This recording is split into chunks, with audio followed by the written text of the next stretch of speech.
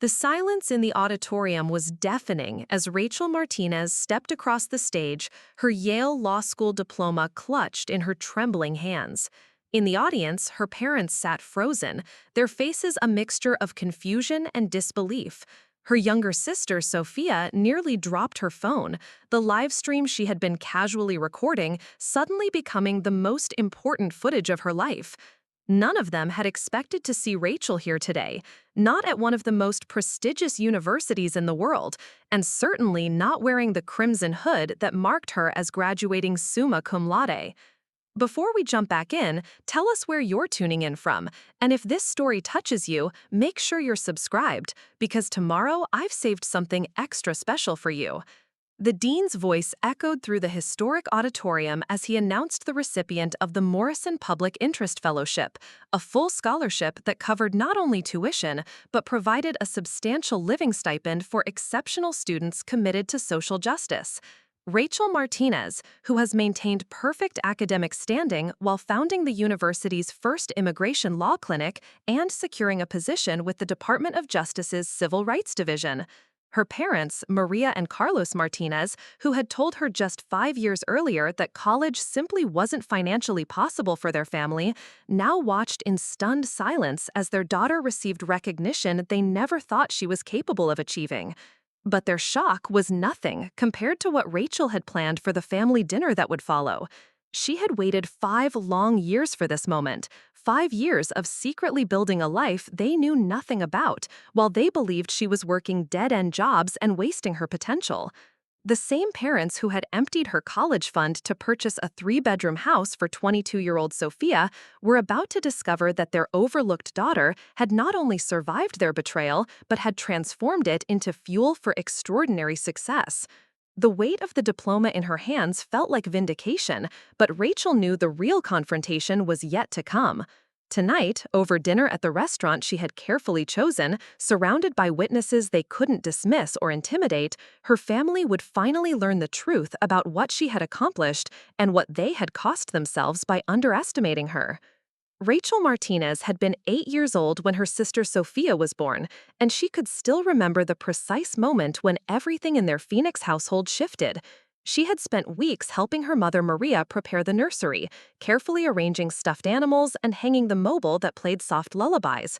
Her father, Carlos, had painted the walls a soft lavender, letting Rachel help with the baseboards, praising her steady hand and attention to detail. Those early months seemed magical to young Rachel. She would rush home from school each day to help with feeding time, to read picture books to her baby sister, to carefully hold Sophia while their parents prepared dinner. Carlos would beam with pride as he showed photos to his colleagues at the engineering firm where he worked as a project manager. Maria, who taught 4th grade at the local elementary school, would describe their household as perfectly balanced, with their responsible older daughter helping care for their precious baby. The Martinez family lived in a comfortable ranch-style home in a middle-class neighborhood of Scottsdale, complete with a swimming pool and a 2-car garage. Carlos earned a solid income designing infrastructure projects, while Maria's teaching salary provided stability and excellent health benefits. They weren't wealthy by any means, but their combined income allowed for annual camping trips to the Grand Canyon, regular dinners out at local restaurants, and the occasional splurge on things like Rachel's piano lessons or new furniture for the living room. The first crack in this seemingly stable foundation appeared when Rachel turned 11. She had been excelling in advanced mathematics and science classes, consistently earning the highest grades in her school. When her teacher, Mrs. Patterson, recommended that Rachel apply for a summer enrichment program at Arizona State University for academically gifted students, Rachel approached her parents with excitement bubbling over. The program cost $800 for 6 weeks of intensive study in chemistry and physics, subjects that Rachel had shown exceptional aptitude for despite her young age. Mrs. Patterson had specifically mentioned that students from this program frequently received full scholarships to prestigious universities, describing it as an investment in Rachel's future that could pay dividends for years to come. Her parents listened politely to her presentation, which she had practiced for hours in her bedroom mirror. They asked thoughtful questions about the curriculum and the time commitment, then they told her they would need to discuss it privately and give her an answer in a few days. 3 days later, they returned from a shopping trip with an elaborate wooden swing set for 3-year-old Sophia, complete with a slide, monkey bars, and a sandbox attachment. The price tag, which Rachel glimpsed in the receipt that had fallen from her mother's purse, showed $1,200. When Rachel asked about the summer program that evening, her father explained that money was tight and they needed to prioritize more immediate family needs. Rachel stared at the swing set through her bedroom window that night, watching Sophia toddle around it with delight while their parents assembled the various components. She tried to understand how a swing set for a toddler who already had plenty of toys could be considered more essential than an educational opportunity that might shape her entire future. The confusion she felt was deeper than disappointment. It was the first glimpse into a family dynamic that would define her teenage years. This pattern established itself gradually, but unmistakably throughout Rachel's middle school years. While she maintained straight A's across all subjects, participated in the debate team, and volunteered at the local animal shelter every weekend, her accomplishments were met with brief acknowledgement before conversations inevitably shifted to Sophia's latest milestone. Learning to ride a bike, finger painting a picture that made it onto the refrigerator, or successfully using the potty would generate more celebration and attention than Rachel's academic achievements or community service. When Rachel turned 13, she expressed interest in attending a week-long leadership camp that several of her teachers had recommended.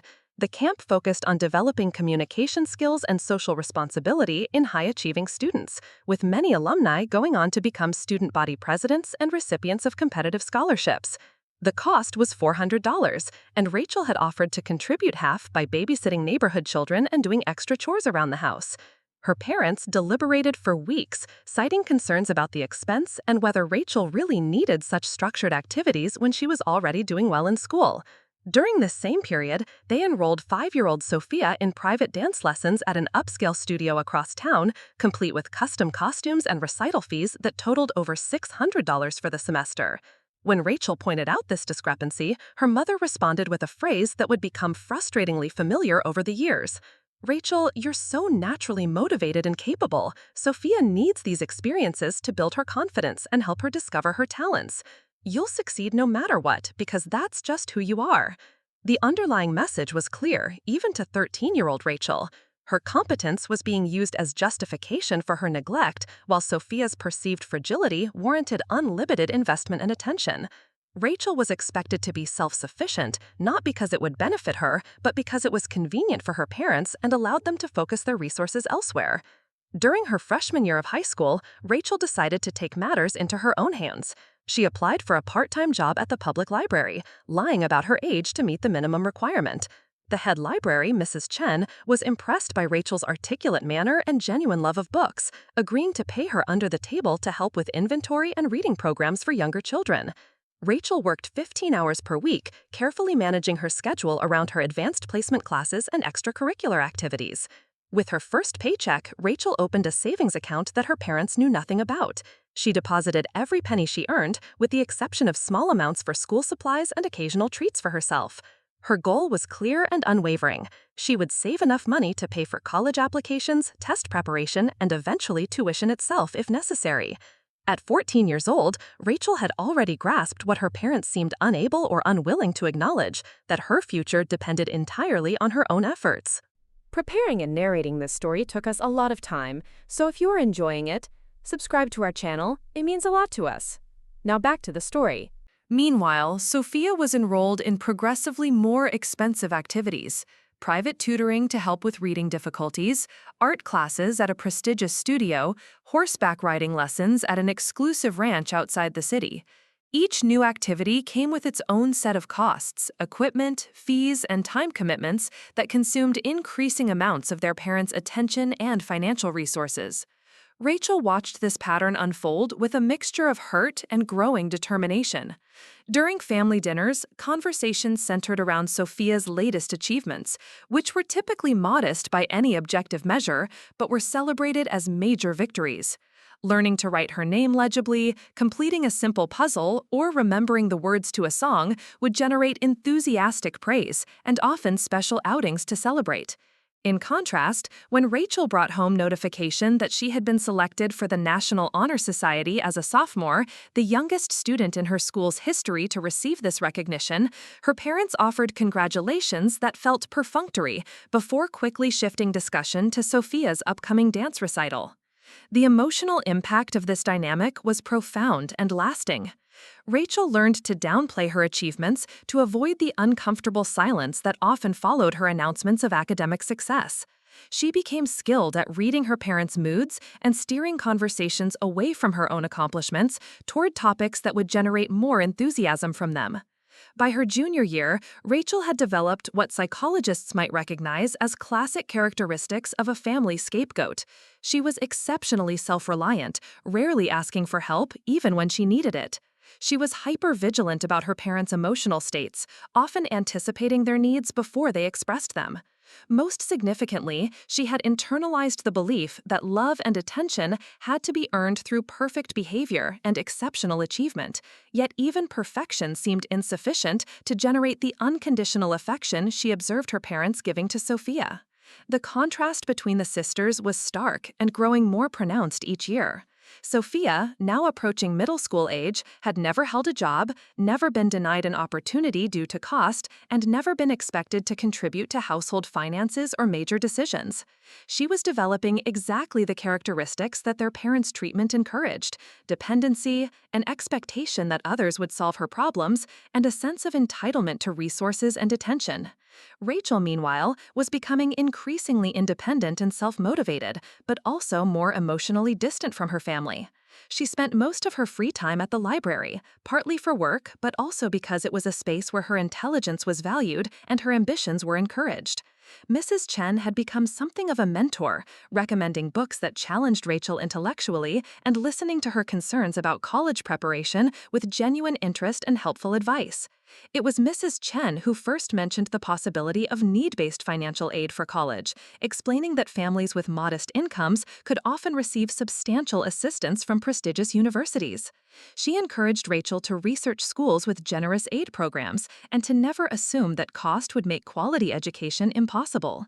This conversation planted a seed of hope that sustained Rachel through the remainder of high school. Perhaps her parents' financial limitations weren't actually limitations at all, but choices. Perhaps there were paths to excellent universities that didn't require depleting family savings or taking on crushing debt. Perhaps her academic achievements would finally be recognized as valuable by institutions that understood their worth. Rachel threw herself into college preparation with characteristic intensity. She studied for the SAT using books borrowed from the library, taking practice tests until she could predict her score within a narrow range. She researched universities not just for their academic reputations, but for their financial aid policies, creating detailed spreadsheets that compared costs, aid availability, and admission requirements. Her guidance counselor, Mr. Rodriguez, was amazed by the thoroughness of Rachel's research and the clarity of her goals. Most students in their high school aimed for state universities or local community colleges, paths that were perfectly respectable but hardly reflective of Rachel's potential. When he suggested that she consider applying to Ivy League schools, Rachel initially dismissed the idea as unrealistic. Rachel, he said during one of their meetings senior year, "I've been doing this job for 15 years, and I've never seen a student with your combination of grades, test scores, and genuine intellectual curiosity. You're not just college material, you're elite university material. Don't limit yourself because of preconceptions about what's possible." This encouragement from Mr. Rodriguez, combined with Mrs. Chen's ongoing support, gave Rachel the confidence to aim higher than she had previously dared. She began researching schools like Yale, Harvard, and Stanford, institutions that seemed impossibly distant from her life in suburban Phoenix, but that offered the kind of transformative educational experience she craved. The application process became Rachel's secret obsession during her senior year. She wrote and rewrote essays, crafting narratives that highlighted her resilience and independence without dwelling on family dysfunction. She requested letters of recommendation from teachers who had observed her growth over multiple years. She applied for fee waivers for application costs, carefully managing this process to avoid drawing attention from her parents to the prestigious school she was targeting. Throughout this intensive preparation, Rachel maintained perfect grades while working 20 hours per week at the library.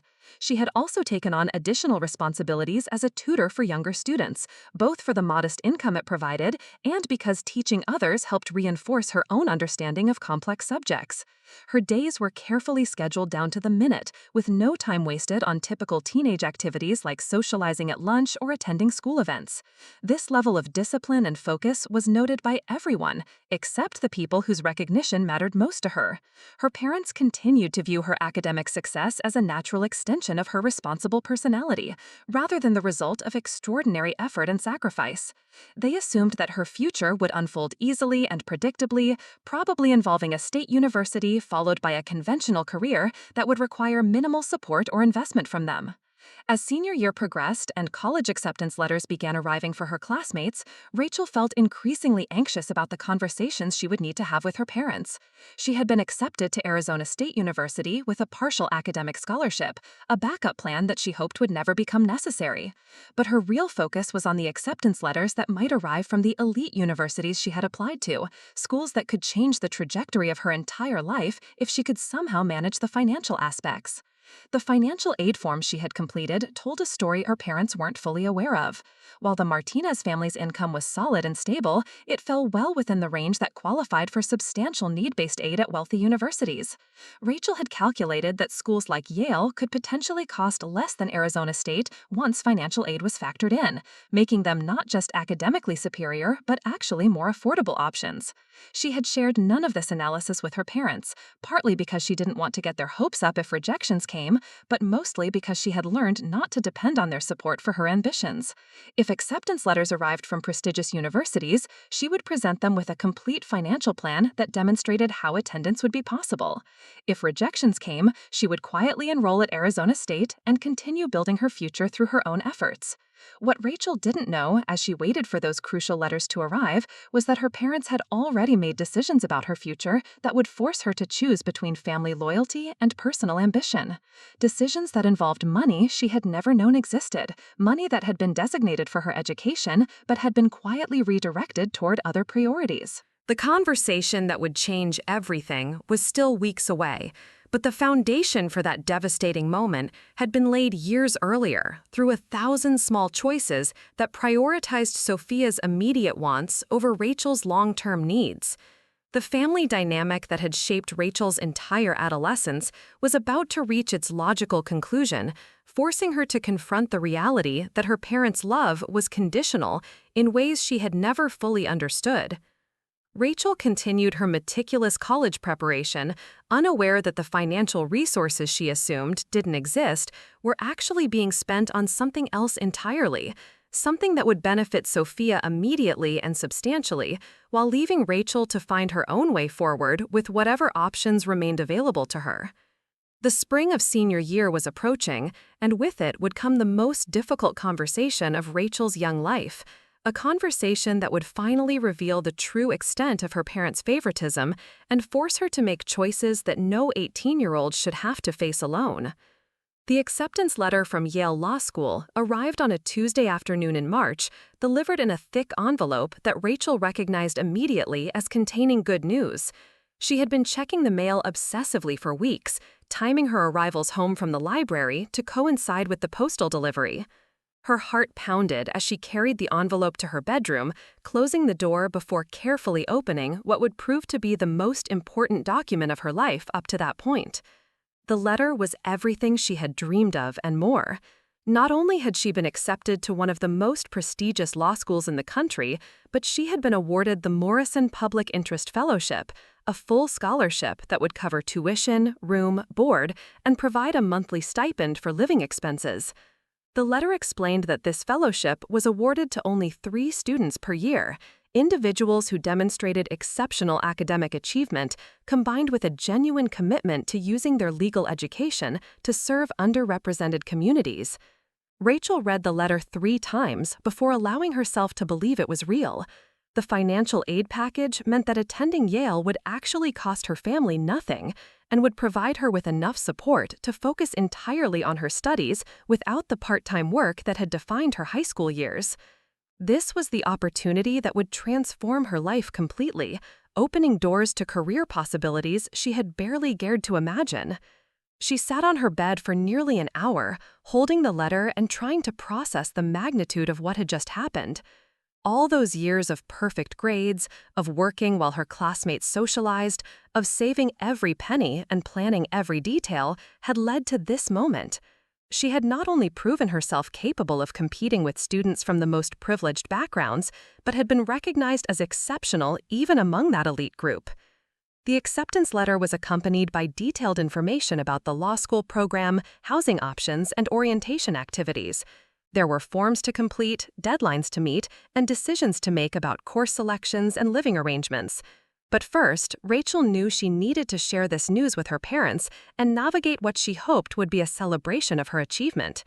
She found Carlos and Maria in the kitchen, preparing dinner while Sophia practiced piano in the living room. The sounds of her sister's halting performance of a simple melody provided an oddly cheerful background as Rachel approached her parents with news that would change everything. Rachel cleared her throat to get their attention, holding the Yale letter carefully in her hands. When they looked up from their dinner preparations, she took a deep breath and made her announcement as simply and directly as possible. "I've been accepted to Yale Law School with a full scholarship. The Morrison Fellowship covers everything: tuition, housing, living expenses. It means I can attend one of the best law schools in the country without any cost to our family." The reaction was not what Rachel had expected. Instead of immediate celebration or expressions of pride, her parents exchanged a look that she couldn't interpret. Her father set down the wooden spoon he had been using to stir pasta sauce, and her mother turned off the burner under a pan of vegetables. "Yale," her mother repeated slowly, as if testing the word.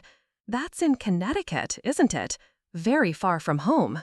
"It's one of the top 3 law schools in the country," Rachel explained, sensing that her parents weren't grasping the significance of what had happened. "Graduates from Yale Law become Supreme Court justices, senators, partners at the most prestigious firms. This fellowship means I've been recognized as one of the most promising students in their incoming class."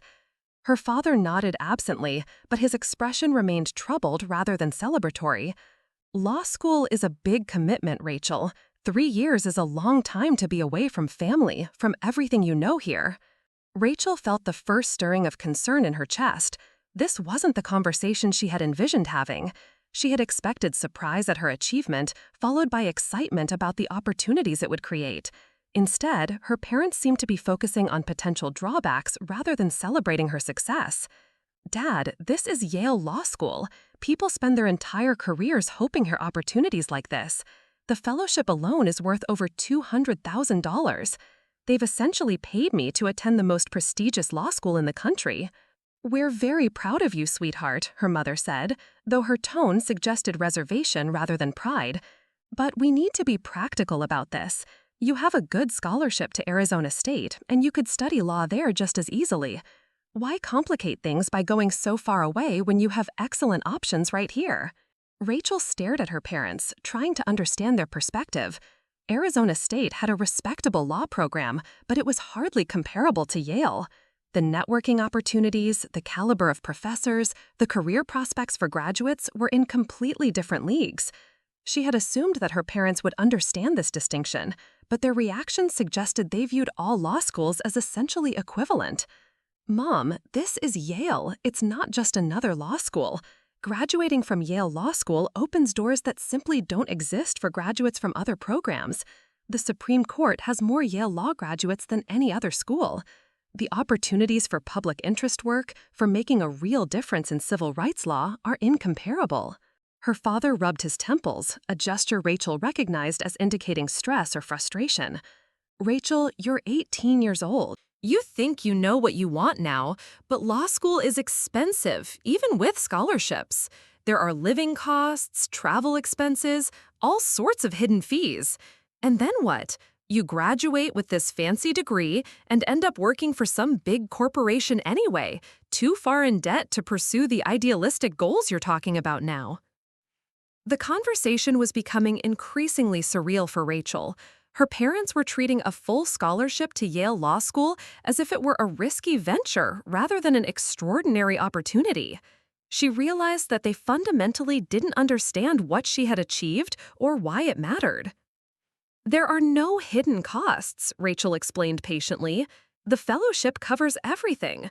And graduates of Yale Law School who go into public interest work have loan forgiveness programs and fellowships available that make it financially viable to pursue social justice careers.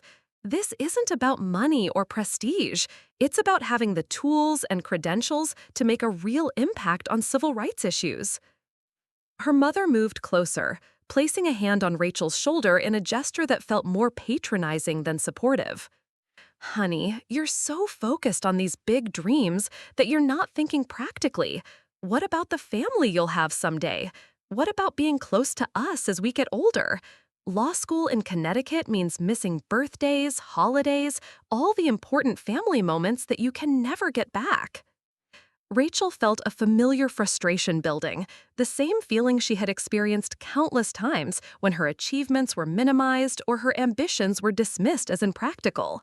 Her parents were treating her acceptance to Yale Law School as if it were a teenage whim, rather than the culmination of years of disciplined effort and exceptional performance.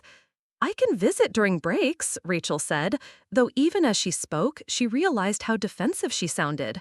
"And law school is only 3 years. After that, I'll have opportunities to work anywhere, including back in Arizona, if that's what I choose." "If that's what you choose," her father repeated with emphasis. "But these elite schools, they change people.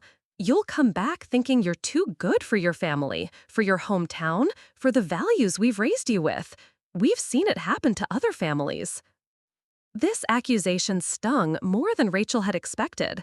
Her parents were essentially suggesting that academic and professional success would corrupt her character, that achieving her potential would somehow diminish her love for her family. The implication was that staying small and local was not just preferable, but morally superior. The conversation was interrupted by Sophia's appearance in the kitchen, having finished her piano practice. At 15, she had grown into a strikingly pretty teenager with their mother's dark eyes and their father's easy smile.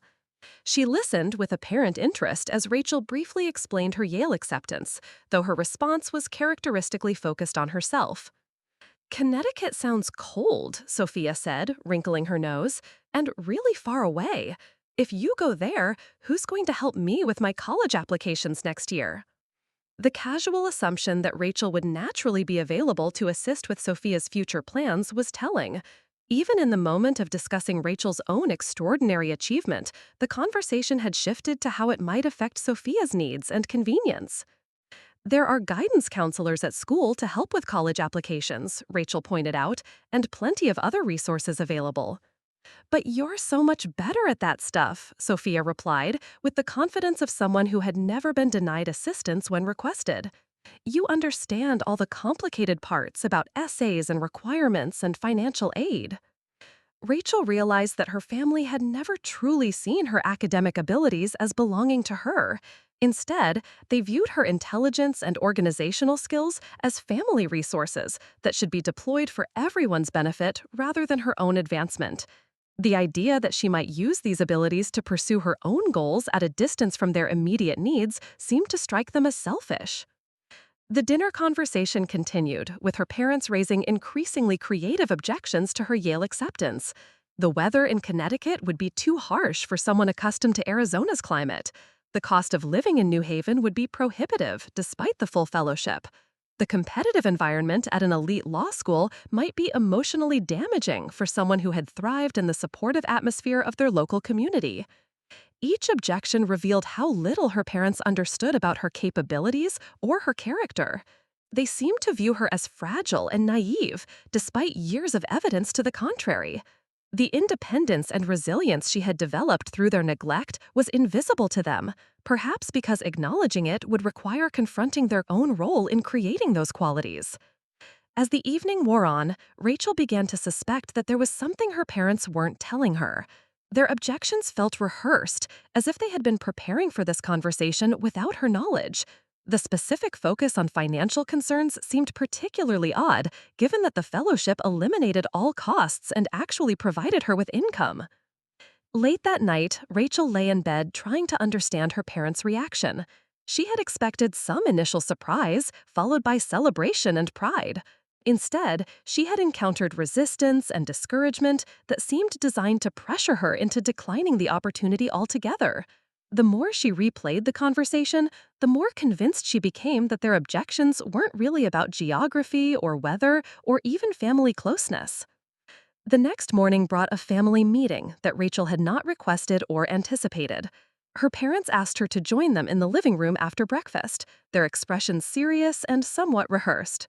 Sophia was notably absent, having been sent to spend the day with friends despite the fact that it was a school day.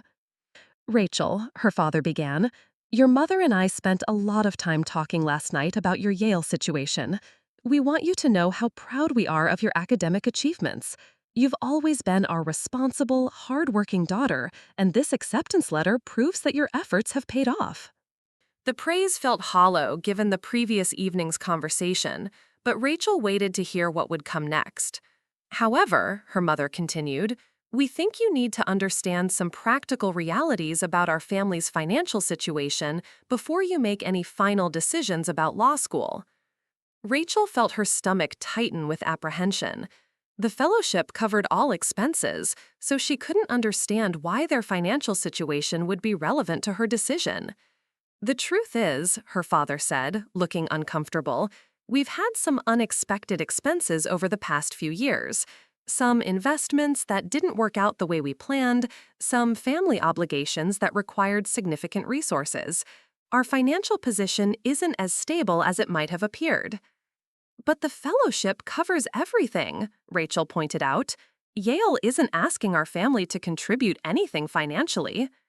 Her parents exchanged another one of those meaningful looks that excluded her from whatever understanding they shared. It's more complicated than that, her mother said carefully. There are always unexpected costs with these kinds of programs. Travel, clothing appropriate for professional settings, networking events, summer internships that don't pay enough to cover living expenses. These elite institutions assume that students have family resources to fall back on for all the extras that scholarships don't cover. Rachel had researched these concerns extensively and knew that the fellowship she had received was specifically designed to eliminate such barriers.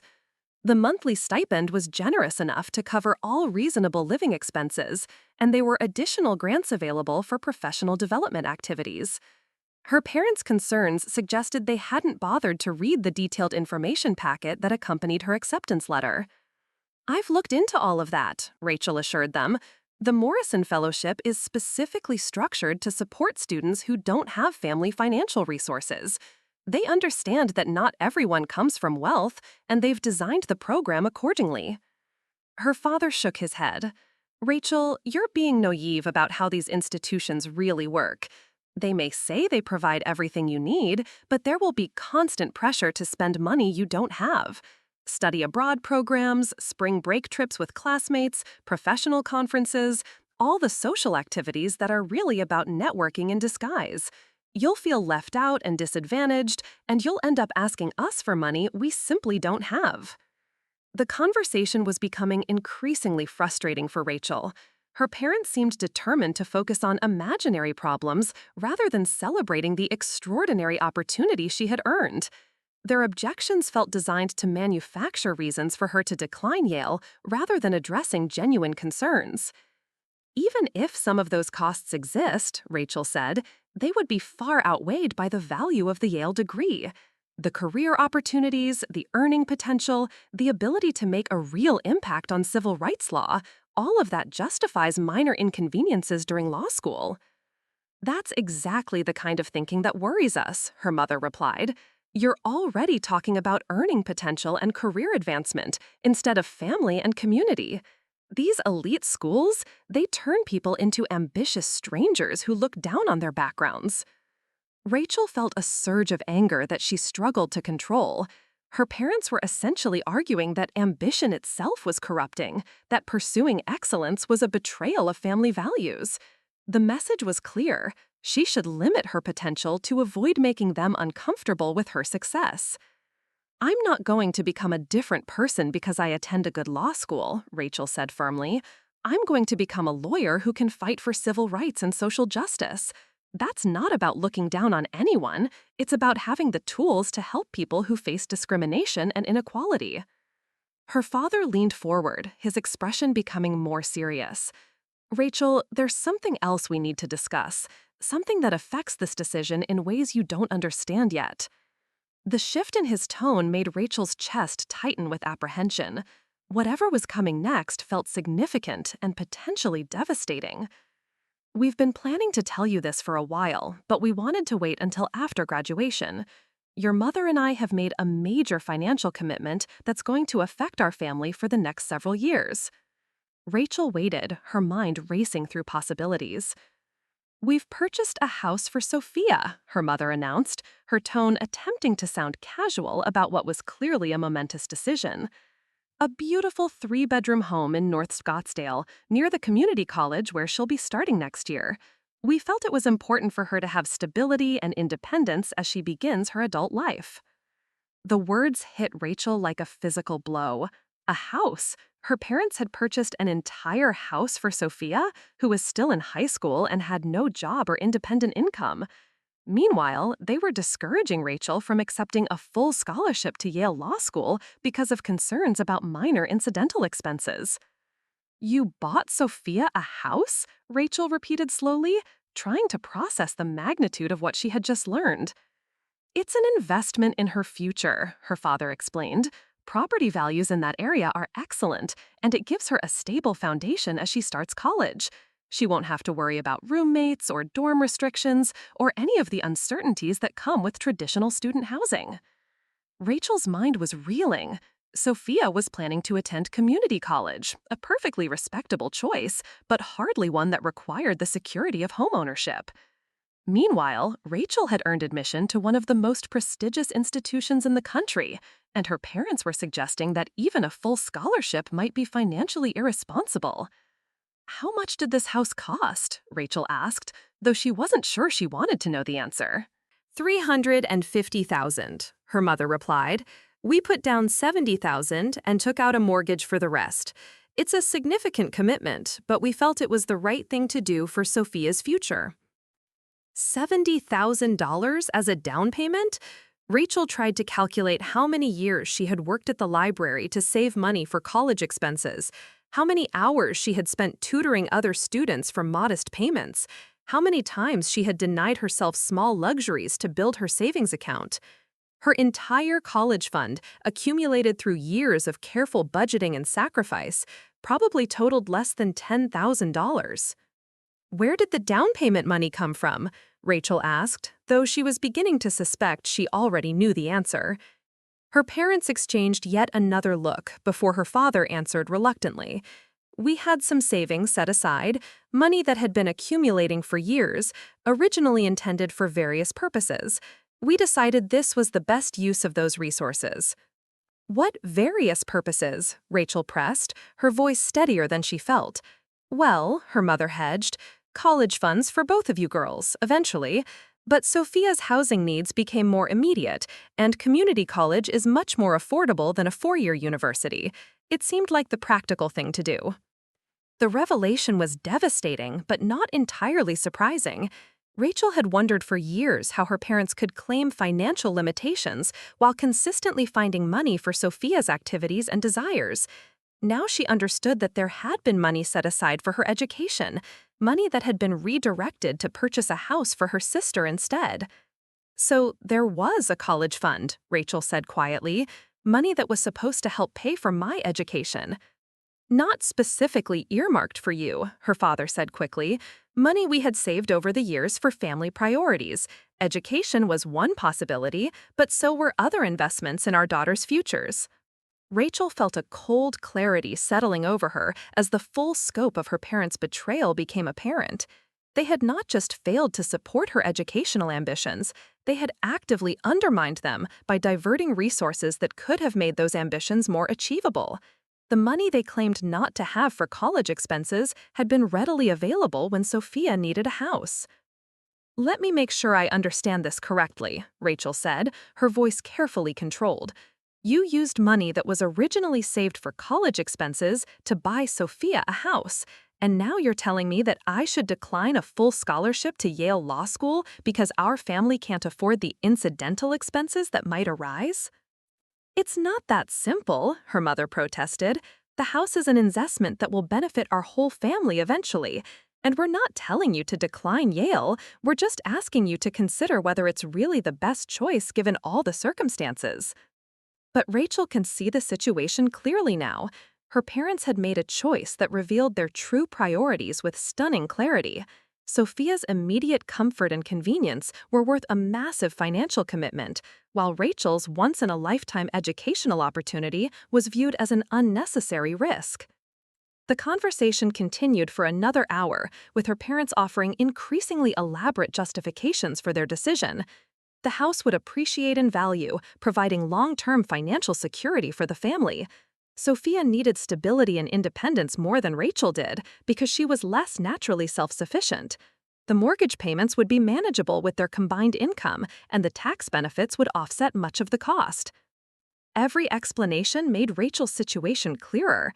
Her parents had never seen her potential as worthy of investment because they had never doubted that she would succeed regardless of their support. Sophia's perceived fragility and need for assistance had made her a more appealing recipient of their resources, while Rachel's competence had made her expendable. By the time the conversation ended, Rachel had made a decision that would define the rest of her relationship with her family. She would accept the Yale Fellowship and pursue the extraordinary opportunity she had earned. Her parents' financial priorities had made their values clear, and she would no longer allow their limitations to constrain her possibilities. That evening, Rachel sat in her bedroom and carefully completed all the paperwork necessary to accept her place at Yale Law School. She filled out housing applications, selected courses, and began researching New Haven neighborhoods where she might want to live during her 3 years of study. She also researched part-time work opportunities that might provide additional income beyond the fellowship stipend, not because she expected to need the money, but because she wanted complete independence from any potential family financial manipulation.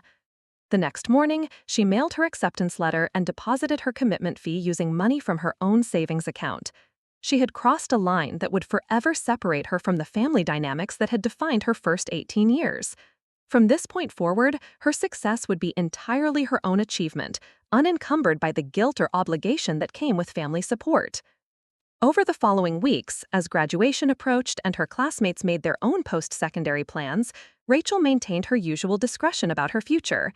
She mentioned to close friends that she had been accepted to several law schools and was still deciding between options, but she didn't specify which schools or discuss the prestige of her opportunities. This habit of understating her achievements had become so ingrained that it continued even when there was no longer any family pressure to minimize her success. Her parents seemed relieved that the Yale conversation had concluded without major drama, and they appeared to assume that Rachel would ultimately choose a more local and conventional option. They occasionally made casual references to her attending Arizona State University, speaking as if this decision had been made definitively rather than simply discussed as a possibility. Meanwhile, Sophia was becoming increasingly excited about her new house, spending hours online shopping for furniture and decorations. She frequently showed Rachel pictures of bedroom sets and kitchen appliances she wanted, seeking approval for purchases that would be funded entirely by their parents.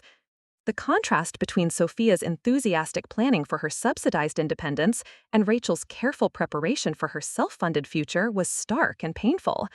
As May approached and high school graduation drew near, Rachel realized that her family still had no idea what she had actually decided about law school.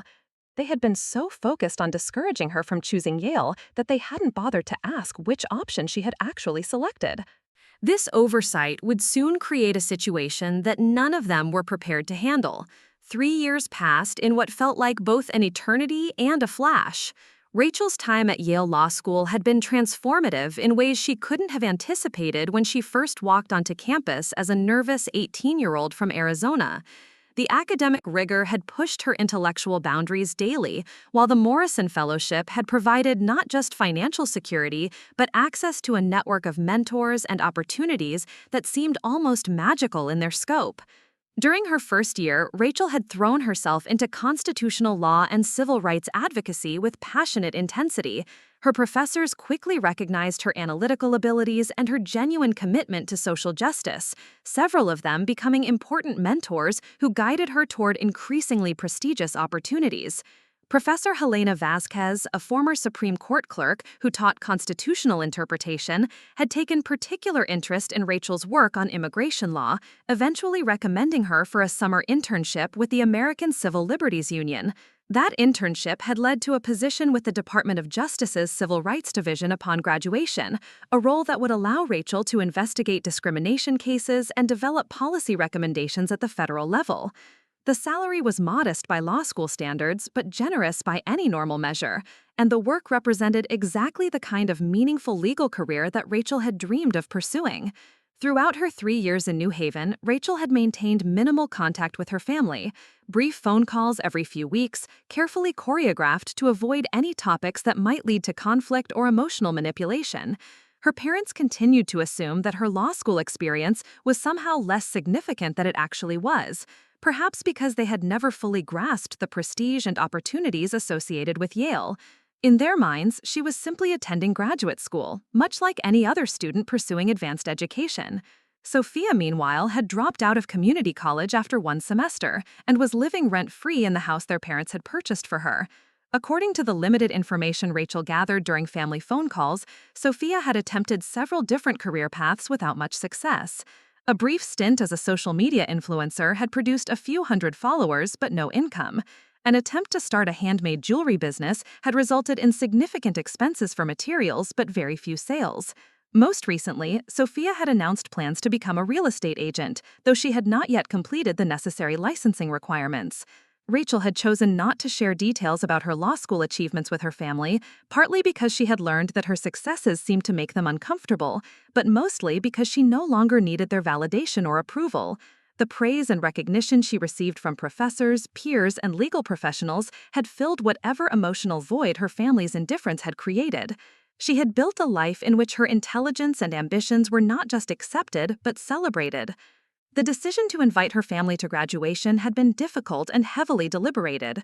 Rachel's instinct was to celebrate this milestone with the people who had actually supported her journey: Professor Vasquez, her study group partners who had become close friends, and the ACLU supervisors who had guided her summer work. These were the people who understood the significance of what she had accomplished and who had contributed to her success in meaningful ways. But ultimately, Rachel had decided that her family should witness this moment, not because she needed their approval, but because they needed to confront the reality of who she had become. For 3 years, they had continued to view her as the responsible but unremarkable daughter who had chosen a conventional path through local institutions. They had no idea that she had spent these years at one of the most prestigious law schools in the world, earning recognition as one of the most promising students in her class. The graduation invitation she sent to her parents was deliberately vague, providing only the essential details about date, time, and location. She didn't mention that the ceremony would be held in Yale's historic Gothic cathedral, or that she would be receiving special recognition as the recipient of the Morrison Fellowship. She certainly didn't mention that representatives from the Department of Justice would be in attendance, or that she had already secured a position that most law students could only dream of obtaining. Her parents had responded to the invitation with what seemed like genuine enthusiasm, though their comments revealed their continued misunderstanding of her situation. Her mother had mentioned how nice it would be to see the campus where Rachel had been studying, as if Yale were simply another state university. Her father had suggested they could make a vacation out of the trip, perhaps visiting some historical sites in the Northeast after the ceremony. Sophia had initially declined to attend, claiming that travel was expensive and she couldn't afford to take time away from her real estate studies. But when their parents offered to pay for her flight and hotel, she had agreed to join them, though her attitude suggested she viewed the trip as a minor inconvenience rather than a celebration of her sister's achievement. Rachel had made reservations for the family dinner that would follow the ceremony at Zinc, New Haven, one of the city's most elegant restaurants. She had specifically chosen a location that would be impressive enough to underscore the significance of the occasion, but not so intimidating that it would overshadow the conversations she intended to have. The private dining room she had reserved would provide the perfect setting for the revelations she had been planning for 3 years.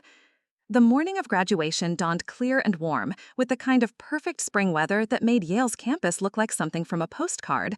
Rachel woke early in her small apartment near the law school, the same modest studio she had occupied for all 3 years of her studies. Despite the generous fellowship stipend, she had chosen to live simply, saving money and avoiding the lifestyle inflation that affected many of her classmates. As she prepared for the ceremony, Rachel reflected on the journey that had brought her to this moment.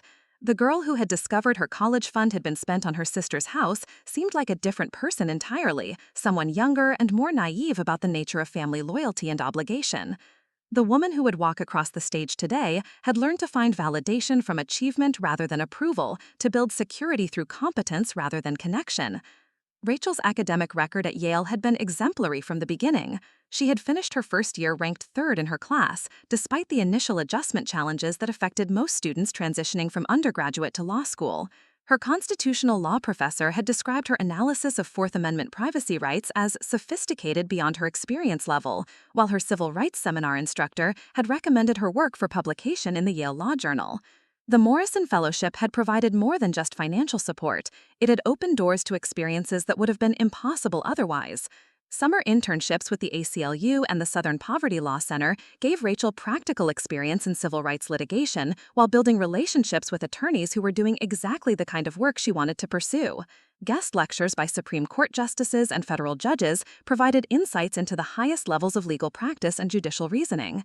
Most importantly, the fellowship had connected Rachel with other students who shared her commitment to public interest law. Her study group had become a tight-knit community of future civil rights attorneys, immigration advocates, and public defenders who supported each other through the challenges of law school while planning collaborative approaches to social justice work. These relationships had become the foundation of both her professional network and her personal support system. As Rachel walked toward the law school for the graduation ceremony, she carried with her a leather portfolio containing documents that would reshape her family's understanding of the past 3 years. Copies of her academic transcripts showing her position at the top of her class, letters of recommendation from professors who had described her as one of the most promising students they had taught in decades, the formal offer letter from the Department of Justice detailing her salary and responsibilities. Most significantly, financial records showing exactly how much the Yale experience had cost her family. Nothing. The graduation ceremony itself was everything Rachel had hoped it would be. The Gothic architecture of the cathedral provided a suitably majestic backdrop for the formal recognition of academic achievement. Distinguished faculty members spoke about the responsibility that came with legal education, the obligation to use legal training in service of justice and equality. The dean of the law school delivered remarks about the graduating class that highlighted their diversity, their commitment to public service, and their potential to shape legal practice for decades to come. When Rachel's name was called as the recipient of the Morrison Fellowship, she walked across the stage with confidence that had been 3 years in the making.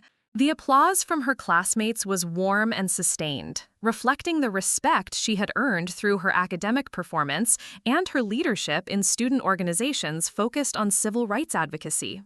From the audience, Rachel could see her family's faces registering confusion and then shock as the significance of the moment became clear. The dean's introduction had mentioned that the Morrison Fellowship was awarded to only 3 students nationally each year, individuals who demonstrated exceptional academic ability combined with unwavering commitment to social justice. The financial value of the fellowship, over $200,000, was mentioned specifically as evidence of Yale's investment in future civil rights leaders.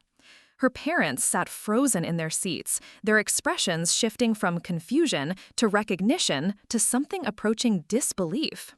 Sophia had stopped scrolling through her phone and was staring at the stage with obvious surprise. None of them had expected this level of recognition or understood the prestige associated with what Rachel had achieved. After the ceremony, as graduates and their families mingled in the courtyard outside the cathedral, Rachel was approached by several professors who wanted to congratulate her one final time. Professor Vasquez introduced Rachel to her own parents, who had traveled from California for the ceremony, describing Rachel as one of the most intellectually gifted students I've had the privilege to teach. These interactions were observed by Rachel's family from a distance, their body language suggesting a growing awareness that they were witnessing something far more significant than they had anticipated. When Rachel finally approached them, their congratulations felt tentative and uncertain, as if they weren't sure what level of celebration was appropriate. "Yale Law School," her father said slowly, still processing what he had witnessed. "I didn't realize you were studying at such a prestigious institution." "It's the #1 law school in the country," Rachel replied simply. "The Morrison Fellowship covers all expenses and provides additional support for public interest work after graduation." Her mother looked around at the Gothic buildings and well-dressed families surrounding them, her expression suggesting she was beginning to understand the magnitude of what she had failed to recognize for 3 years. "Why didn't you tell us how important this was?" Sophia asked, her voice carrying a note of accusation rather than congratulation. I tried to, Rachel answered. 3 years ago, when I was accepted, I explained what the opportunity meant. You weren't interested in hearing about it then. The drive to the restaurant was awkward, with Rachel's family clearly struggling to process what they had learned. Their conversation was filled with questions that revealed how little they had understood about Rachel's life for the past 3 years, and how dramatically they had underestimated both her achievements and her potential. Zinc New Haven was exactly the kind of sophisticated establishment that Rachel had hoped for, with an atmosphere that suggested serious conversation and significant occasions. The private dining room she had reserved was elegant but not ostentatious, with floor-to-ceiling windows that provided views of the Yale campus and tasteful decor that spoke to the restaurant's reputation for hosting important business and academic events. As they were seated, Rachel noticed her family taking in the details of their surroundings with expressions that suggested they were beginning to understand that this dinner was more than a simple celebration. The carefully set table, the wine list featuring bottles that cost more than most people spent on groceries in a week, the discreet service that indicated experience with high-profile clientele, all of these elements contributed to an atmosphere that demanded serious conversation. Rachel had planned this evening meticulously, down to the seating arrangement that would facilitate the discussions she intended to have. She sat at the head of the table, with her parents on either side and Sophia across from her. This configuration would allow her to maintain eye contact with all of them while presenting the information she had prepared. The first course arrived with minimal conversation, her family still adjusting to the revelation that Rachel had been attending one of the world's most prestigious law schools, while they had assumed she was pursuing a conventional education at a local institution. Their questions were tentative and revealed their growing awareness that they had been operating under fundamental misunderstandings about her life and achievements.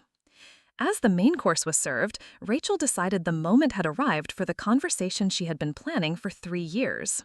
She reached for the leather portfolio she had placed beside her chair and removed the documents that would finally reveal the full scope of what her family had failed to understand. "I think it's time we talked honestly about the past 3 years," Rachel began, her voice calm and measured. "About what I've accomplished here and about the choices you made that led us to this point."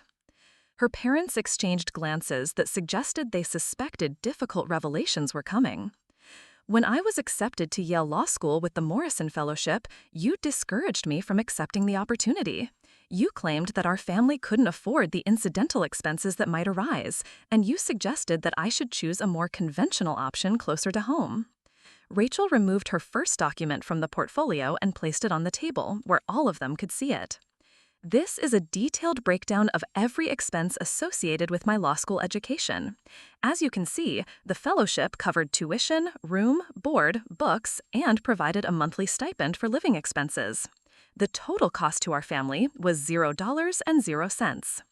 Her father leaned forward to examine the document, his expression growing more uncomfortable as he processed the information. "During that same conversation," Rachel continued, "you revealed that you had purchased a house for Sophia using $70,000 as a down payment, money that you said came from savings that had been accumulating for various family purposes, including college expenses." She placed a second document on the table. "This is Sophia's mortgage information, which is public record in Arizona. The house cost $350,000 with a down payment of $70,000, exactly as you described. The monthly mortgage payments are approximately $2,000, which you've been covering for the past 3 years." Sophia looked between the documents and her parents, her expression suggesting she was beginning to understand the financial implications of decisions that had been made on her behalf. "So while I was working multiple jobs during high school to save money for college expenses, and while you were discouraging me from accepting a full scholarship to Yale Law School, you were simultaneously making a $350,000 investment in Sophia's comfort and convenience." The table fell silent as the family processed what Rachel had presented. The disparity in treatment was laid out in stark financial terms that couldn't be dismissed or explained away. "Rachel," her mother began, "you have to understand that we thought we were making practical decisions. Sophia needed stability and support, and you seemed so capable of handling things on your own." "I was capable of handling things on my own because you gave me no choice," Rachel replied. "But capability doesn't mean I didn't deserve support. It doesn't mean that my achievements were less worthy of investment than Sophia's perceived needs." She removed another document from her portfolio. This is my academic transcript from Yale Law School. As you can see, I finished in the top 5% of my class, with honors in constitutional law and civil rights advocacy. I was selected for the law review, served as president of the Civil Rights Society, and completed internships with the American Civil Liberties Union and the Southern Poverty Law Center. Her father studied the transcript, his expression reflecting a growing understanding of what he had failed to recognize. These aren't just good grades, Rachel explained. This is a record of exceptional achievement at one of the most competitive institutions in the world. Students from Harvard, Princeton, and Stanford compete for these positions, and most of them don't achieve what I've accomplished here. She placed a final document on the table. This is my offer letter from the Department of Justice's Civil Rights Division. I'll be starting as a federal attorney next month, investigating discrimination cases and developing policy recommendations.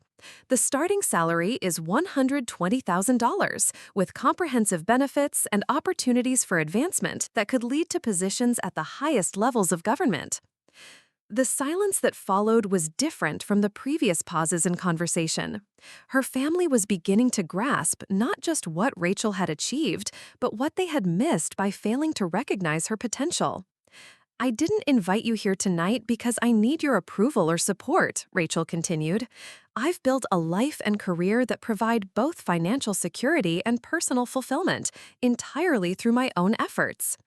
I invited you here because I wanted you to understand the true cost of the choices you made 3 years ago. Her mother's eyes had filled with tears, though whether from pride, regret, or embarrassment was unclear. You didn't just fail to support my education, Rachel said, her voice remaining steady despite the emotional weight of what she was saying. You actively discouraged me from pursuing the opportunity that has defined my entire adult life. You prioritized Sophia's immediate comfort over my long-term potential, and you did so while having resources that could have supported both of us. Sophia, who had been silent throughout most of the conversation, finally spoke. I didn't know, she said quietly. I didn't know about your college fund, or that they discouraged you from going to Yale. I thought the house was just something they could afford because their finances had improved. Rachel looked at her sister with an expression that was sad rather than angry. I know you didn't know, she replied. You were a teenager when these decisions were made, and you had no reason to question what our parents told you. But I wanted you to understand the context of the advantages you received and the disadvantages I faced. Her father had been studying the documents Rachel had presented, and when he finally spoke, his voice was barely audible. Rachel, we made mistakes. We didn't understand what Yale meant, what you were capable of, what we were asking you to give up. If we could go back and make different choices— You can't go back, Rachel interrupted gently, but you can acknowledge what happened and why it happened. You can admit that you treated your daughters differently and that those differences weren't based on our needs or our potential, but on your own limitations and biases. The conversation continued for another hour, with Rachel methodically addressing every excuse and rationalization her parents attempted to offer. She presented evidence that contradicted their claims about financial limitations, demonstrated that their concerns about Yale had been unfounded, and showed how their favoritism towards Sophia had been both consistent and damaging. Throughout this discussion, Rachel maintained a tone that was firm but not cruel, detailed but not vindictive. She had not orchestrated this evening to humiliate her family, but to force them to confront the reality of choices they had made and the impact those choices had on her life. As the evening concluded, her parents seemed emotionally exhausted by the revelations and their implications. Sophia appeared thoughtful rather than defensive, perhaps beginning to understand how her privileged position within the family had shaped her development in ways that might not have been beneficial. What happens now? Her mother asked as they prepared to leave the restaurant. Now you understand who I really am, Rachel replied, and I understand who you really are. We can build a relationship based on that honesty, or we can continue to pretend that the past 3 years didn't happen. But I won't accept being diminished or overlooked anymore. The family separated that evening with plans to meet for brunch the next morning before Rachel's parents and Sophia returned to Arizona. The conversation over brunch was notably different from their previous interactions, with her parents asking detailed questions about her work and her plans, and Sophia expressing genuine interest in Rachel's achievements. 6 months later, Rachel was thriving in her position with the Department of Justice, working on cases that would shape civil rights law for generations to come. Her relationship with her family had evolved into something more honest and balanced, though the damage from years of favoritism and neglect could never be completely repaired. Sophia had begun making changes in her own life, enrolling in business courses and working part-time while living in the house their parents had purchased for her. She had expressed interest in eventually supporting herself independently, though the transition from dependence to self-sufficiency was proving challenging for someone who had never been expected to develop those skills. Rachel's parents had acknowledged their mistakes more fully and had attempted to demonstrate their pride in her achievements through their words and actions. They regularly shared news about her work with their friends and relatives, perhaps trying to compensate for years of failing to recognize her potential. But the most significant change was in Rachel herself. The young woman who had discovered that her college fund had been spent on her sister's house had been wounded by the betrayal and driven by a need to prove her worth. The attorney who now investigates civil rights violations for the federal government had transformed that pain into purpose, using her experiences with discrimination within her own family to understand and address discrimination in the broader society. The confrontation at graduation dinner had provided closure rather than revenge, understanding rather than vindication. Rachel had finally been seen for who she truly was, not by her family, but by herself. And that recognition had proven to be more valuable than any approval they could have offered. Up next, you've got 2 more standout stories right on your screen. If this one hit the mark, you won't want to pass these up. Just click and check them out.